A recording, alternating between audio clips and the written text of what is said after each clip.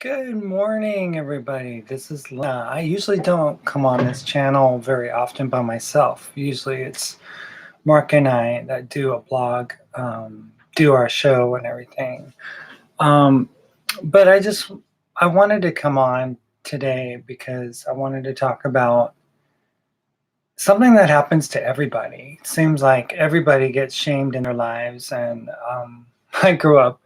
when I was a kid, I grew up and I wore glasses and I was shamed for that, called four eyes, for wearing glasses. And, kids were cruel and they were mean and everything. And I was a chubby kid too. I grew up as a chubby, um, overweight kid. My mom fed me too much rice and beans and stuff. So I ate a lot of food and it made me chunky, and she'd give me a lot of milk. So I drank lots of milk.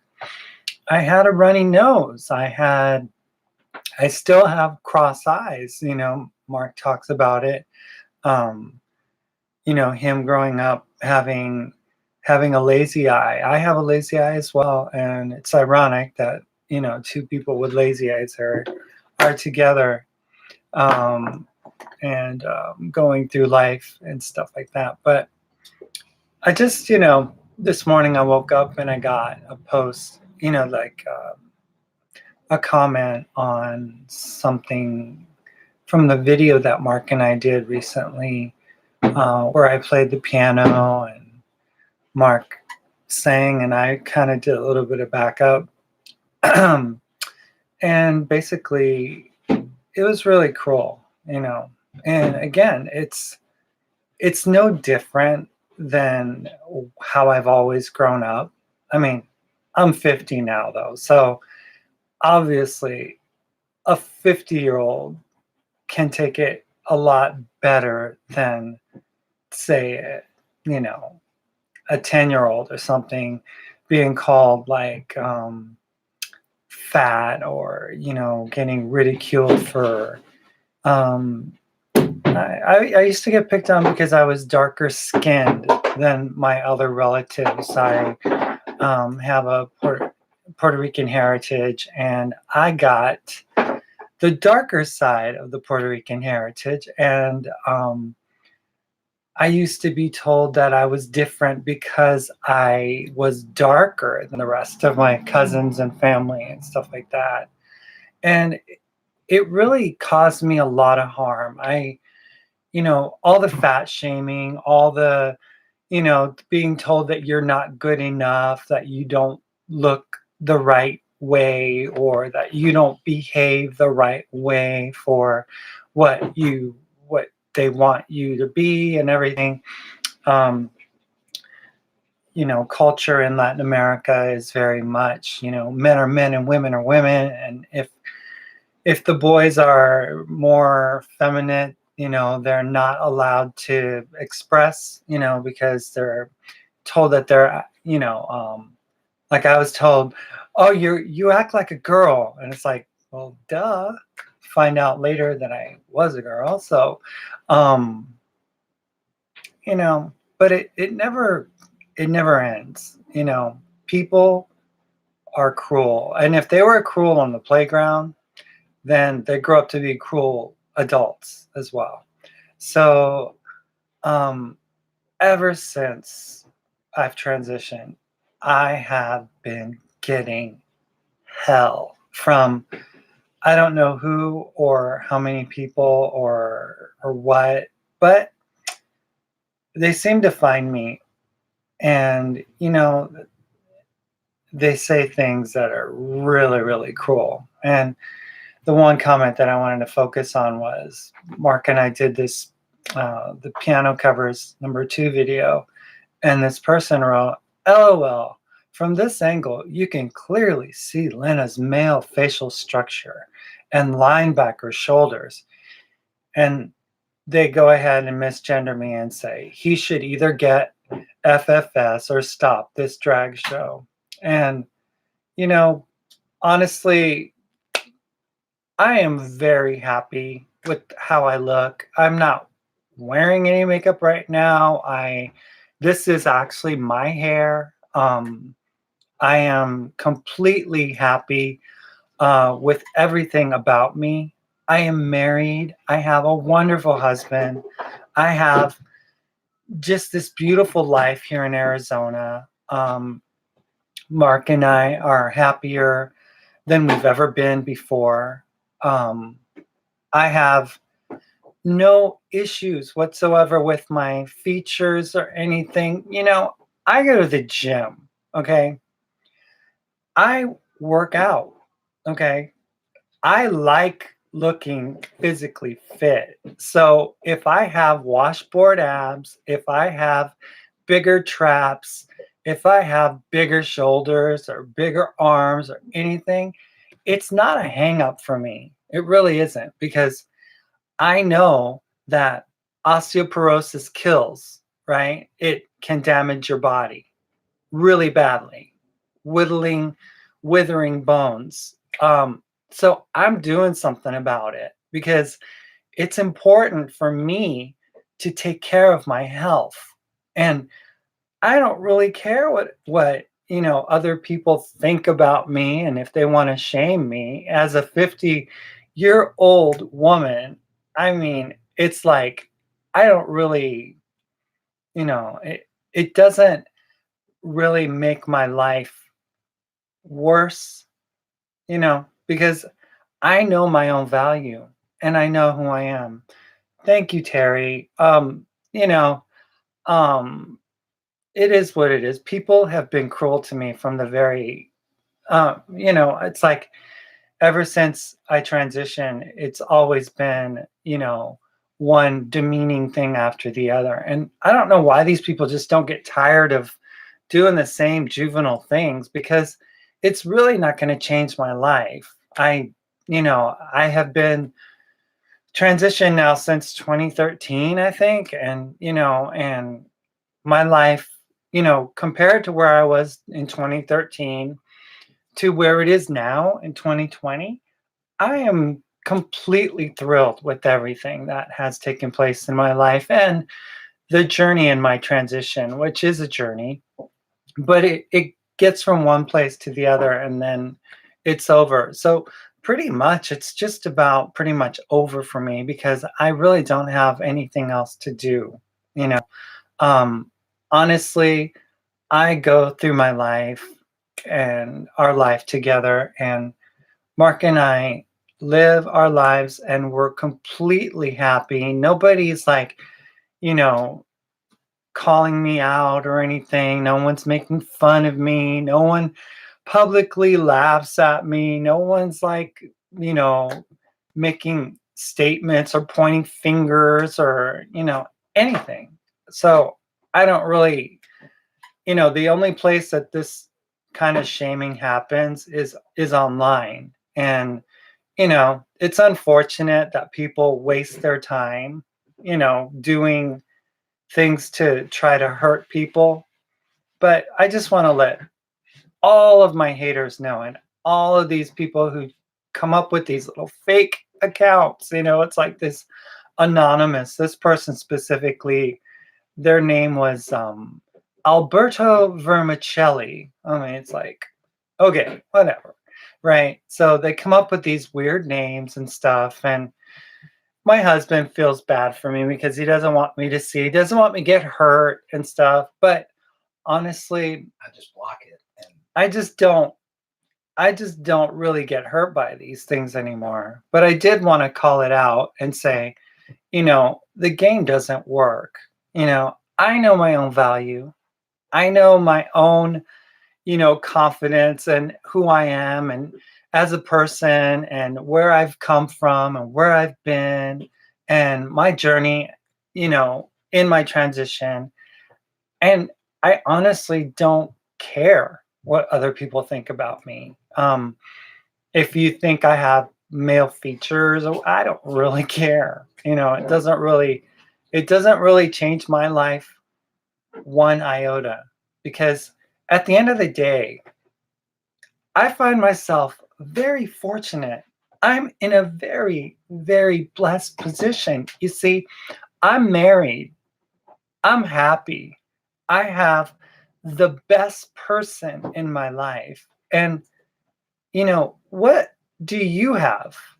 Do you closet your things and try to cover things over and present yourself in a way, or pick on people just to make yourself feel better about yourself because you hate yourself? Well, I don't hate myself anymore. I used to. I don't, though. So all of the things that people would want to throw at me, I don't really care, honestly. And the fact is, um, you know, I was really concerned about stuff. Every woman is concerned about their their body, for a certain degree. They don't like how they're too skinny, or they don't like that they don't have curves, or they don't like that they're too curvaceous, or they don't like that they're too fat, or they're too whatever, right? Everybody has their hangups, everybody. And unfortunately, many of the hangups that we do have are brought upon by others who shame us into feeling that we're not worthy of being who we are, and not accepting the body that we have. And I'm not going to say that you shouldn't work out, because I totally believe in it. Mark has really, taught me a lot about physical fitness and importance. Although I was running before and I wanted to stay fit and everything, I wasn't doing it the right way. But I mean, I think it's really important to, focus on the physical, and to take care of your body, and to make sure that you're feeding your body appropriately. But when people like shame people out of, being comfortable with themselves, and force people to feel like they can't eat, or they just give up hope and they eat anything and they get really overweight. I mean, it's really sad, because your words can be used to help, to encourage, to make people's lives better, or you can use your words to cut down and destroy, and you know just damage people emotionally and psychologically. And I know that these people that have attempted to try to ruin my confidence as a person, feel like psychologically they can get at me through saying things about my anatomy and stuff. And I'm 5'10". I am cool with it. I am Puerto Rican. I'm cool with it. I'm darker skinned than most Puerto Ricans. I'm cool with that. Um, I, I'm me, and I'm happy to be me. Yesterday, Mark and I, shared with you guys what we do on a regular basis, and that's play music and stuff. And I was so blessed enough to be able to find a place here, that we were able to find a place that literally had a piano. That's been one of the things that I have wanted to have, an acoustic piano. And it's been that way ever since I was a kid. I had a piano growing up, and then I got a piano later, and I lost my piano, and I have a keyboard, but I've always liked acoustic pianos. So yesterday I was able to share with you guys what we do, and that we play and sing and stuff, and you know we're hoping to bring more of that to you guys and stuff. I feel more confident playing the piano and everything. And Mark had brought his little box that had a little speaker on it, so he could like do like have like some kind of a microphone and stuff, because they have a microphone in there too, of all things. It's really cool. So we basically wanted to share that with you guys, and I'm glad that we were able to. I'm glad that we were able to focus on, bringing you positive things, and things that, another side of our life, that it's not all about issues and, you know, all the things that we talk about on our show, but that we literally do have fun and we have a great time just enjoying, being able to just express ourselves in a creative way. Mark's written a bunch of songs I love to play. And let's see, Dylan says, you're more comfortable being fit because you've made yourself who you are. Others don't have that, especially me, but insecurity should never be used to shame. It's true. I mean, we have these bodies. This is what we got, um, in a perfect world, if, it was a magical pill that one could take and become like the perfect anatomy that one wants to have, that would be wonderful. But we don't live in that kind of world right now. And, maybe it's best that we don't, because it's important to accept the things that we can't change and to accept where we are and to love the person that we are and not to wish that we could be something else or someone else. And I know for someone who's like transition, I would be told, why don't you, practice what you preach and stuff. And it's like, that's the thing. I am, because I'm me. That's the thing. I wasn't me before. I was suppressing me. So now that I could be the best me, I mean, that's all that matters. Dylan says, your place has a piano. Was it built in somehow, or did the previous owners just leave it? Oh no, it's a recreation room that's part of our community here, and they have a big screen TV. They have like a karaoke machine, I think, or speakers or something, and a microphone. They have a pool table. They have a pool and shuffleboard, because it's a retirement community. So we literally have these things, and there's a piano, right? So there's a really nice piano that it's not perfectly tuned, but it's pretty good, actually. I'm very, very happy with that.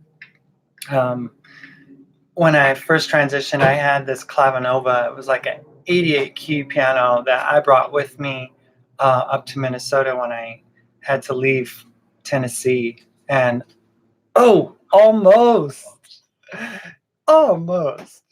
Mark he threw a little piece of paper in the trash, and it just dinged off the rim there. We almost got it. So anyway, I brought that piano with me, and when I had my accident, I couldn't go get it, so I had to leave it. And eventually, my ex's family actually picked up all of the things that I own and drove them down to Tennessee, and I've never seen them ever again. All my memories, all my high school yearbooks and books and cassettes and CDs and all the things. But you know what? It's best. Life, as it has unfolded, doesn't need all those things. Doesn't require those things, because we literally leave the past behind and we move forward to a life that we have always envisioned for ourselves. So, I have had a form of FFS, which is called tracheal shave. I had that done. So I went under that. And during that time, I talked to my doctor in Minnesota, and I said, Doctor, what do I need, in the future? And go ahead, babe. What do I need in the future? And he's like, honestly, I don't think you should do anything. You should just leave yourself alone. I see people just all concerned, other women of trans experience, they're all concerned about their facial features and everything. And I'm just like, I am comfortable. I'm happy. I can't shrink my head, so I can't. You're beautiful the way you are. Thank you. And anybody that tries to say anything otherwise or write any bad things, you're going to be blocked and deleted. I won't put up with that shit. So he's always protecting me, but and he didn't want to let me see it, that really rude comment. But I saw it, and I just wanted to let people know that it's not going to ruin how I feel about myself, because I have come a long way, literally, in accepting myself and loving myself. And that comes from like years of being ridiculed as a four-eyed kid, as a fatso, as a girly kid, growing up. I mean, all these things that people were bullying me and saying things about me and stuff. And then after transitioning, getting picked on. And it's like, you know what? It is what it is. I'm 50. I'm married. I have the most wonderful and awesome life. I found my mate for life. We are happily together, and, life is what it is. But, I was able to get certain things done that I wanted to get done. Like I've always wanted to have top surgery. So I got top surgery last year, and I talked to that doctor in Seattle, Dr. Kylo, and I said, Dr. Kylo, is there anything that in the future that you think I need to get done, what would benefit me? And he's like, he looked at me and he goes, not really. I think you're fine just the way you are. If you're happy, I don't really see, you don't have a prominent anything, so I have professionals that have already told me what it is that, I could or couldn't do. And these men obviously could have made money on, a concerned woman about her face and features and all that. So all these people saying whatever they want to say, I have real life experience to deal with. I have real life experience to go by. I go to a gym. I walk around the stores. Random men approach me at the grocery store. Mark gets upset because they're asking me about what is on my t-shirt or something. It's like, whatever, right? So I don't really care. I'm not really interested in anyone's shaming game, because those things are so juvenile. It's like, grow the hell up. Honestly, you gotta grow up.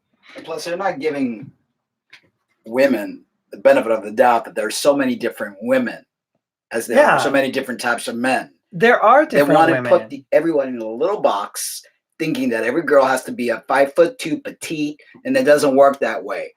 Open your eyes and grow the F up. Yeah. I mean, it's like women come in all shapes, sizes, colors.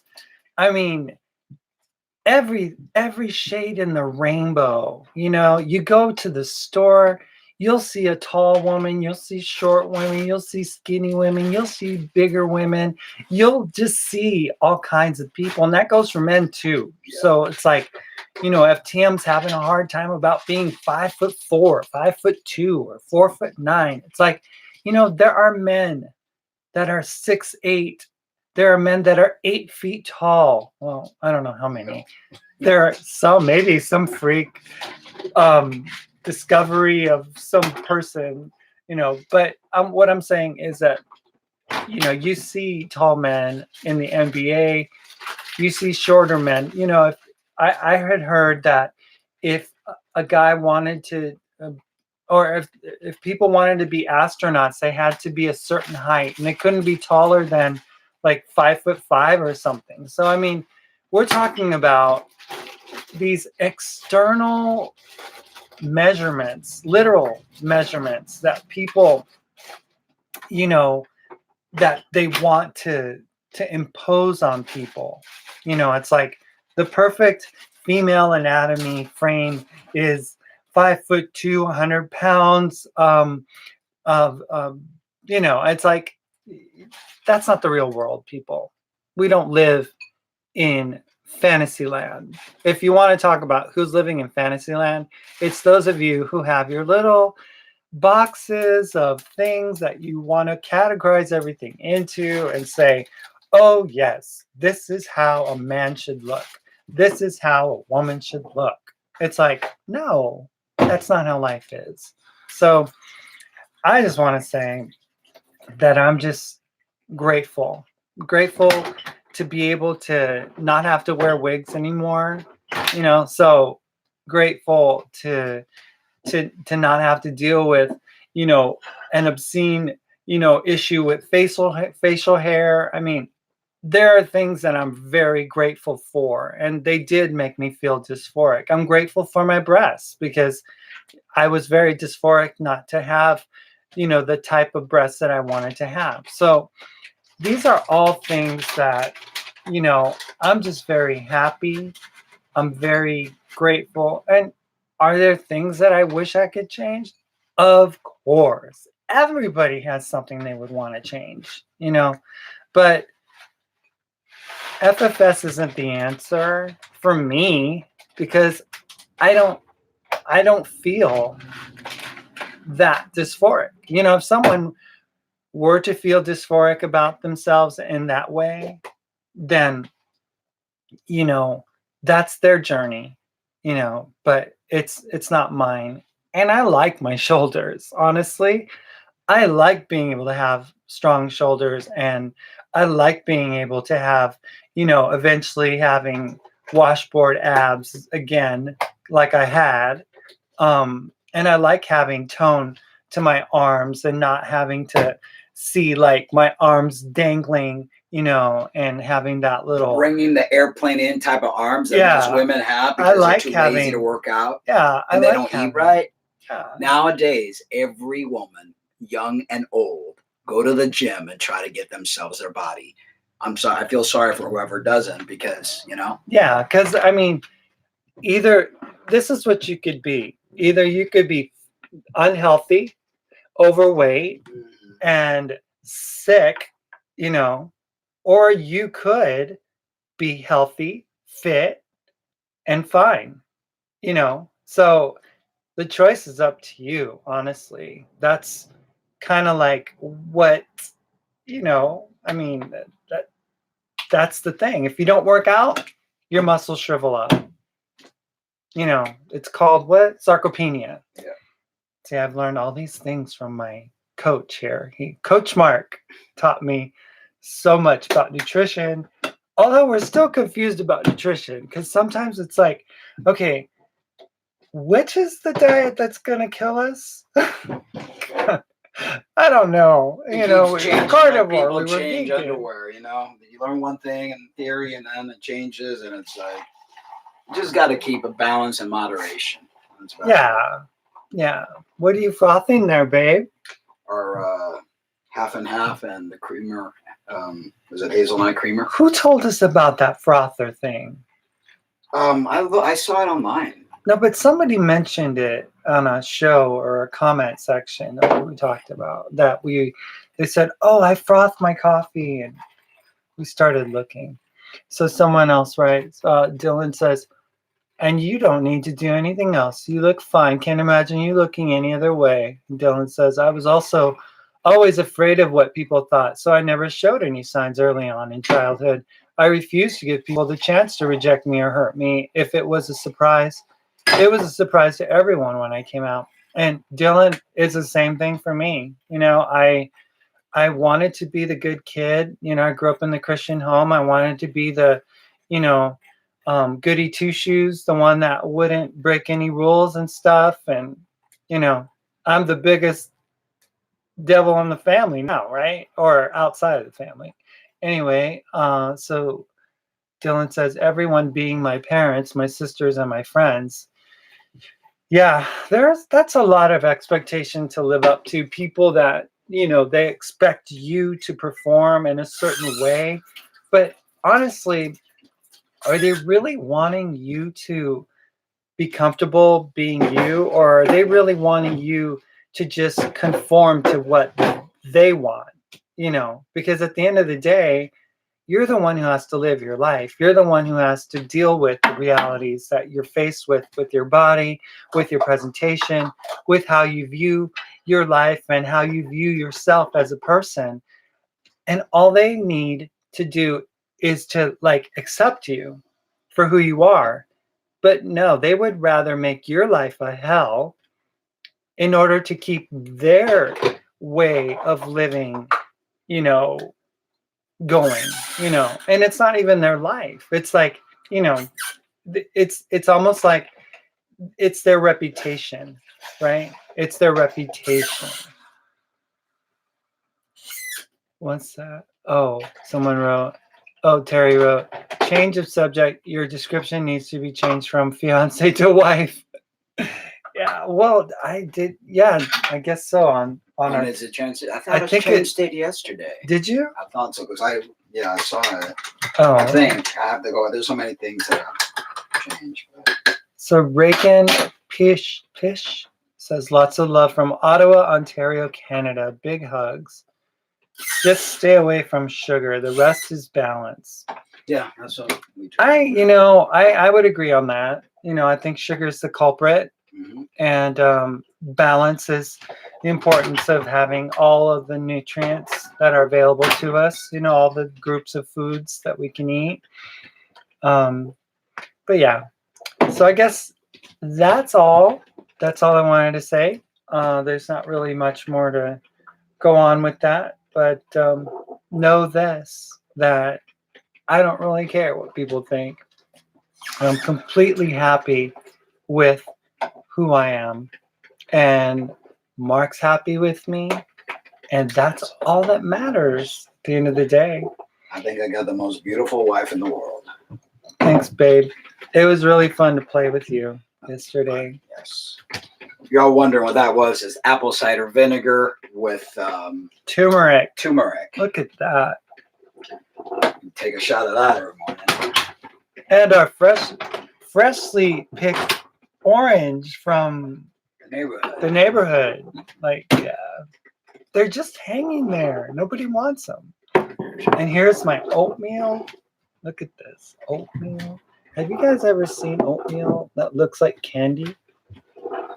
There you go. It's got oh my gosh, coconut flakes, apples, bananas, chocolate, honey, oat bran, oatmeal, protein powder. Oh, he's putting in blueberries. We got blueberries now. Is there strawberries in here? No. No strawberries this time, but walnuts, those are just crazy good. You know, when we were carnivore, we didn't eat anything. It's got protein powder. It's got an egg. Oh, an egg? An egg and protein powder. Yeah. Yeah. Flaxseed. Oh, wow. Squid Ink is from Hong Kong. Wow. Stay safe, Squid Ink. Yeah, with the coronavirus. Carrie says, those who mind don't matter. Those who matter don't mind. I am looking forward to more jam sessions. Yes, and we're looking forward to bringing them to you. Anyway, have a great, great morning, you guys.